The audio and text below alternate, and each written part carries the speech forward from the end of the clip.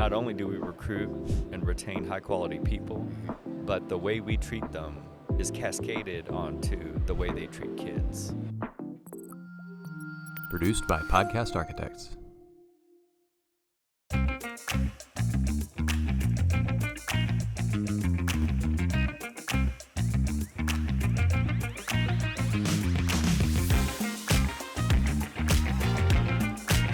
Welcome back to another episode of The Path Forward. As always, I'm your host, Dr. Rick Fernandez. We're here at TASA Midwinter 2024, Evolve to Solve. I have friend of the show, super guest, Georgetown ISD Superintendent, Dr. Devin Padavil. Devin, welcome back to the show. Thank you, Doc. I'm glad to be back here. Represent Georgetown. Yes, sir. It's been an exciting year, right? It's a bit, so new job, new community. Tell me why Georgetown? Last I was superintendent in Taylor.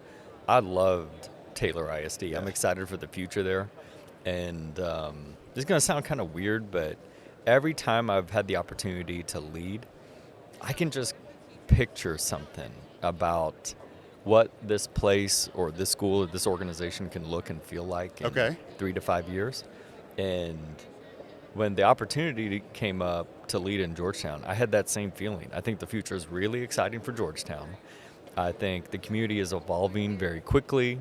It's increasingly diverse, and I think the needs of what it takes to educate every student are going to change very rapidly, and honestly, I feel like that's a skill set I bring to the table. So I wanted to be part of that conversation, knowing it's going to be a lot of challenges and a lot of triumphs and successes. You mentioned like you have a vision, right? You have a feeling about where a district can go. Mm-hmm. So when you think about Georgetown, what's the vision? What do you see in the future, 3 to 5 years of the potential? I always try to think through the perspective of a mom or dad. Okay.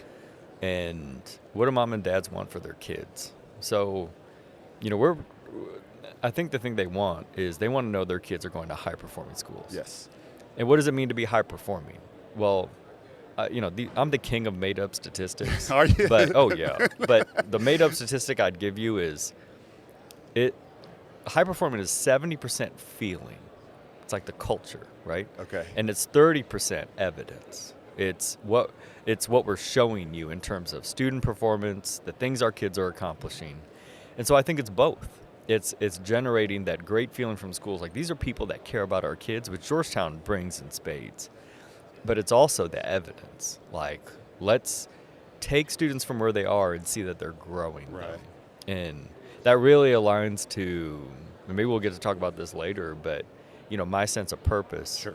And my core values. Like, my sense of purpose is to see every child grow as my own. My core values are authenticity, growth, service, evidence, and caring. And so that just feels like really on brand for me. It's all aligned, right? All aligned, that's right. I love it. I love it. Obviously, there's a lot of challenges, right? Y'all are growing fast, this whole area. That's right. So when you look on the horizon, you've been able to visit schools, you're hearing what parents want, your staff wants. What are you doing about growth? Is there anything that you have to be thinking a couple years down the road to make sure you're planning for growth? Yeah, so by the time this video or podcast comes out, we're going to be calling for a bond in Georgetown. Oh, wow. We are the fastest growing community in the country right now.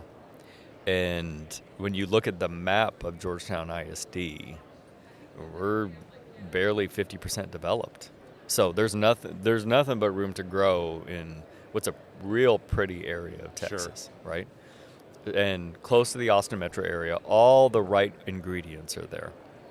And so when we talk about growth, I was a principal of a 6A high school. So I'm used to very big schools. Yes. But the community of Georgetown has told us they want appropriately sized schools. And I have a student advisory council, and I actually put it in front of them. These are high school kids, juniors and seniors. I'm interested to hear their perspective.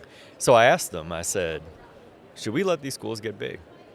And why? Why shouldn't we let them get larger? 5,000, 4,000, yeah. Well, maybe 3,000. Let's not go well, I went far. to North Shore, so we were huge. Yeah, it was massive. So yeah. So here's what the kids told us, and this really hit home.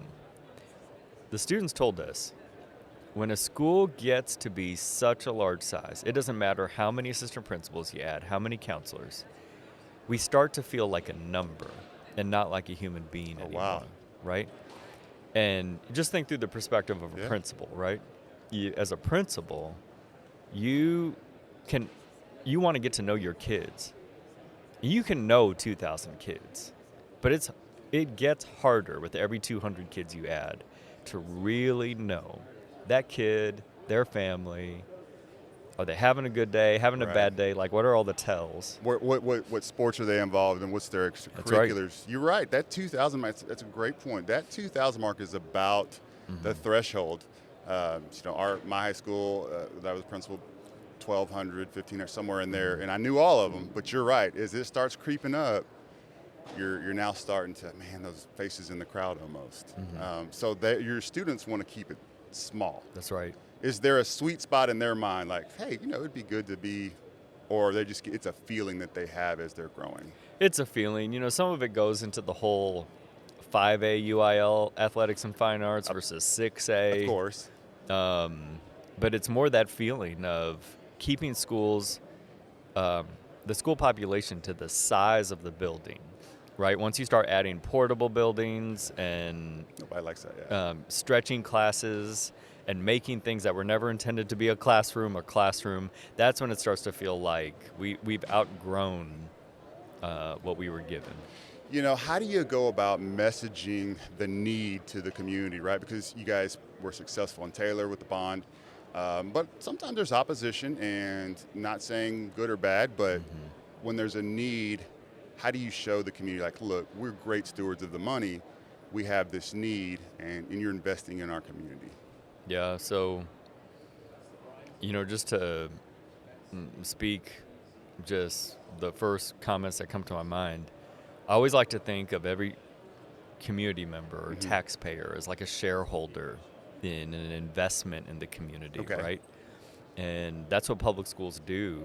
What we're doing is we are taking these this community's children, and we're trying to give them a learning experience that's going to create great citizens for the future of Georgetown, Texas. Yeah. And also give families the best experience possible so their kid's successful after high school, right? So that's part of it. And then when we think about the school experience, I think all of us can really connect with the idea that overcrowded schools make that job harder. And so let's give these schools and our students the best possible experience in high-quality facilities, knowing that the other thing we have to deliver on is the high-quality learning experiences, both. Yep. What did you learn about yourself, Taylor ISD, you go into a new job? Yeah. Within that time frame, what are some things you learned about yourself and about your leadership? The thing I bring to, I always tell people the best attribute about Devin Padavil is I bring urgency and intensity to the idea of student growth, learning, and progress. And the biggest deficit I bring to the table is I bring urgency and intensity, right? And so, for people that have had roles like us, it's kind of like, let's go all the way back. The reason a principal got to be a principal is they were probably a really good teacher, right? But they can no longer go and teach. And then if you're like an assistant superintendent over principals, you were probably a pretty good principal. But you can't just go in and say, well, if you just do this, do that, it would work out perfect, right? And then now that I'm superintendent, especially in a larger district, the greatest capital I bring to the table is helping other people grow, even if that's a long process, even if there are moments that are uncomfortable. It's leading through other leaders so they are performing at their best and doing great work for the people they serve. So that has been the thing I've learned about myself, is learning to shift into asking good questions, holding people accountable, clear expectations, so that other people can lead and I can take the 20,000-foot view on the organization. I wish I was as self-reflective as you are, because I'm the same way. Like, let's get it done, come hell or high water, right? But I think that's a wiser approach and a wiser perspective. Essentially what you're saying is you're pouring into others so that they can lead and really develop the boots on the ground, the teachers, and support them. Yeah, I mean, the hard part, and I know you feel this too, is you look at other people's kids and you feel and act like it's your kid. You do. And like when it's your kid, there's not much patience on the table. If right? it's not good enough for my own child, that's right. It's not good enough for anybody's child. That's right. And so, but the thing is if I just run and gun and tell people what to do, well, after I leave, what's going on? Yeah. Right? And so what we're doing is we're creating sustainable habits and systems and processes so that the work endures and continues to evolve even after Devin's a distant memory, So aspiring administrator wants to say, hey, I want to be with that guy. I want to learn from that guy. What do you look for in the next generation of leaders? The first thing, and you don't have to be perfect on this, you have to have a focus on what it means to be an instructional leader. Okay. Even if you haven't totally figured it out, you know that this isn't just about feeling good. This is about students improving in their outcomes. And then the second thing is you have to be confident but humble, right? You have to have this unreasonable belief in yourself as a leader. Yes. Right? And like even when there's moments of self-doubt and I don't know if I can make it through this, you have to have this unreasonable belief that you can figure it out. It's almost bordering on, and it's not arrogance, but it's everybody else is like, oh my gosh, and you're like, no, we'll figure it out. We'll figure it out. Yes. There's no such thing as not making it to the other side of a problem. Right. An unreasonable belief you can figure it out, but humble enough to reach out to people and be like, man, I'm really struggling with this. Yeah. Can you help me out? I feel like I'm doing this, but can you give me some feedback? And just being vulnerable enough to talk to people and because it'll be like conversation number 4. You're like, I didn't see it that way. Yeah. And then all of a sudden, I know I can figure this out. Who's your go-to? You're struggling with something and you're thinking, I need to get a sounding board. Who's your go-to? Oh, honestly, anyone who is willing to be as humble or vulnerable with me as I am with them, I'll just tell them everything. Jenny Netherland out of Granger, she's like been one of my best friends for decades. She's an awesome leader. Charles Dupree, who I worked with in Fort Bend, he's a great guy to call. Greg Gibson, who is superintendent in Cibolo Shirts. Yeah, I know Greg, yeah. Yeah, I call him often. Michelle Cavazos, who's in Gregory, Portland. Sure. Amazing leader, right? And so each one of these people brings a different skill set to the table. So I know there's certain things, like I'll hear one perspective from Charles Dupree, and if I call Greg Gibson, he'll give me another take on it. And then I sit with it and I'm like, all right, I don't know what I want to do. Sure. I'm not going to just follow someone's template because I got to do what's authentic to me. Yes, you have to lean into who you are. One of the things that I learned, and I would say the hard way you are who you are. You've got to lean into your strengths. Doesn't mean you don't take counsel, but at the end of the day, you can't be someone else. Yeah. I can't go up there and emulate some of the greatness that I see. So I can't replicate that. I got to be me. We were in the aspiring superintendents panel yesterday, and one of the superintendents I was sitting next to was talking about like developing a good relationship with the board, and she said, "Oh yeah, I have the board members and their spouses over for dinner, and we socialize and hang out." And I told the crowd, that's awesome she does that. I couldn't do that. That's not on brand for me. Like we'll go get coffee and hang out, but we don't need to spend all evening with each other because that's going to get super awkward. Did you hear that Georgetown free invite to Dr. Padavil's house? Yeah. But you're right. I mean, hopefully you like Hot Pockets. That's what we're having. That would be like they all walk in, they're like, huh? You're just like, the microwave keeps dinging. Yeah. Like, here you go. Yeah. The best I've ever seen, and I can't do like Martha, Salazar's like her with people in the board. Like she genuinely loves everybody. I'm like, how do you do it? Yeah. Like, you're right. I can't do that. I try to take pieces of that and fit it in where it's needed. But you're right. Not everybody's going to have your board over. But and he did eat Hot Pockets, but you have to have that strong Well, relationship. I will tell you though, one of my core values is caring about people. Yeah. I care about people, but my love language isn't going to be, let's hang out at my house and eat dinner and Pockets. yeah, and that's just not on brand for me, Yeah. right? So, when I talk about like caring about people, I just always think about the fact that these people who I serve with, regardless of role, they are human beings first. Sure. This is someone's mom, someone's dad, someone's brother, sister, spouse, and that's who they are. That's who they are, right? And we come together for 8 to 15 hours a day to take care of other people's kids. Mm-hmm.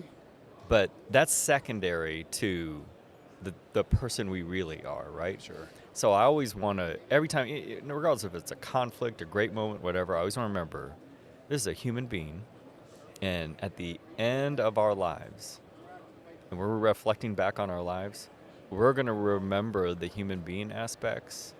Before, what was it like that one year when I worked at this job and we were working on that project? Like, Yeah. I'm not even going to think about that, Yeah. I get the sense that we're similar in this way. Do you feel a great weight about that? Meaning, it's very serious. You take it very personally that your kids are doing well, that your teachers are doing well, that your staff. It affects you because you feel like you are responsible in a lot of ways to do that. Yeah, the weight, if you want to call it that, is sometimes it feels like a lot. Yeah, yeah. And but I always try to remind myself that for leaders, pressure is part of the package. Sure. Right? This is part of the package. This is what I signed up for. Leadership has a price. Right. It has a price. And I know to some degree this price is taking a toll on my personal health, my well-being, my time, the time I get to spend with my own family. Yes. But I believe in this so much that I'm willing to pay that price. And the hard thing I have to remind myself is to find ways to take care of me. And when I say take care of me, I'm not going to do a spa day. That's off-brand again. But I just want to, things I do like this morning before I came in, I did a 10-minute meditation, just breathing, right? I journal a lot. And I always try to remind myself, if it feels like I'm in the weeds, I need to zoom out, just detach from the situation so I can just think about it from a larger perspective, right? And then come back in and be like, all right, let's figure this out, because if I put something off for a little bit, if it's not urgent, if it's not like the kitchen's on fire, then I have time to just get perspective, and then I'm like, oh, okay. Yeah. It didn't feel as intense as it did 2 hours ago. Because you're a fixer, right? I mean, your intensity, you bring urgency, so you want to solve. What can I solve for? That's a great perspective to take a look, take a breath, and before I move quickly, which probably in your nature like mine, let's solve it. Let me get a perspective on it and slow down a little bit. Yeah. How does your wife help you stay humble? What I mean by that is, right, in this role, it's a respected role, but when you're at the house, is there anything she's like, hey man, you're at the house, is there anything, or, when y'all are on date night or something, how does she support you but also keep you grounded? I wouldn't say I necessarily get called out on this, but something I've tried to work on in all aspects of my life, not just my personal life, Sure. is being present in the moment, right? Like if I'm talking to you, I don't want to be thinking about that to-do list that's in my notebook right over there, and this bond we got to work on, and who I need to meet with today, and how can I get over to this thing. I want to be present with you, right? And then, so like a little trick I pulled out was I scheduled time to worry about the future, right? Today at 3 o'clock, I'm going to worry about the future, right? But I'll write it down in the morning, but I don't want to think about it when I'm trying to be present with you or with my family or whoever else, right? And, something that I think makes me decent at what I do is I am very good at thinking about the future, right? Like, how can this turn out? What's in front of us? What are the challenges in front of us? But the deficit is it keeps me from being present with people, right? So I need to separate it so I can be present with people, because that's how I can best demonstrate caring for someone, right? Yes. If I give you my time and my attention, then you know I care. I was heard, right? You heard me. You invested in me, regardless of all the other things that you got, going on, swirling around you. I scheduled time to worry about the future. That's right. I love that. 3 o'clock today. Maybe worry is too strong a word. I view with concern. It sounds a little more professional. Man, I should have had you as my branding coach, man. You got the way you articulate is way better than I do. What else do you want? Is there anything else you want to hit or that you can think of that we didn't cover? I mean,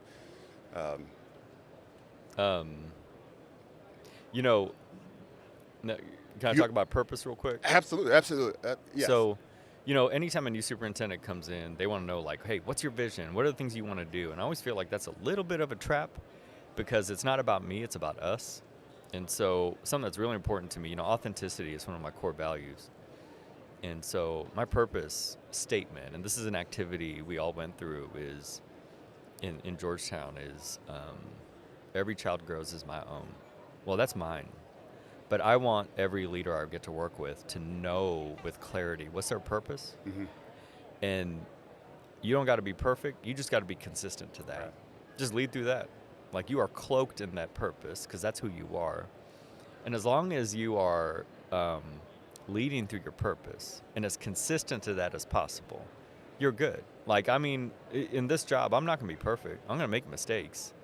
But I just want people to be able to say at the end of the day, well, he was consistent. Yeah. He always said he wants every child to grow as his own. So none of this stuff is a surprise. Right. I love that. Finish this sentence. 3 years from now, Georgetown ISD will be what? 3 years from now, Georgetown ISD is continued to be viewed as the cornerstone of the community, the public schools. Georgetown ISD is delivering high performance in terms of culture and learning experience to the kids and families of Georgetown. And we are able to take care of our staff to such a degree that not only do we recruit and retain high quality people, but the way we treat them is cascaded onto the way they treat kids. And our kids are getting such a great learning experience because we take care of our people. And you just made me want to move there. We are hiring, sir. Honey, we may have to downsize. It's a little different than Houston. I love it, man. And hey, I appreciate you taking time to share and talk about your journey. Because I wanted to get more when I was in Taylor with you. I know we got a limited amount of time, but I've been following you and rooting for you, and I think the sky's the limit for not only Georgetown ISD, but you and your staff and all the kids. Thank man. you. Thank you so much. Thank you, Doc, and I just want to thank you for how you support public education in so many fronts. And I love watching your podcast because I learn from other superintendents when they're talking. So. No, I do too, and every time I was like, man, that's a gem. That's why I always say, hey, we got to cut that because that's something I never thought about like that. So, no, always a pleasure. Thanks, man. Awesome. Before I let you go, are there any socials you want to plug or anything about Georgetown ISD if somebody's interested in learning more? Yeah, I mean, they can go to our website. We encourage people to get registered to vote because we have a bond in May. And then primaries in March? Primaries in March. And then the voting day is May 4th for that school bond. And anyone who wants to connect with me, I'll tell you, any leader, whoever reaches out to me, I'll do whatever I can to help you. I mean, I just truly believe that the way I continue to thrive as a leader is helping other people. So you can follow me at Devin Padavil on Twitter. Awesome. Yeah, and you are a man of your word because anytime I've ever just tweeted anything or reached out to you for a question, you respond, almost instantly. So, no, I appreciate that. Thank you for joining us today. And if you like what you heard and saw, please like, subscribe, and share with your friends.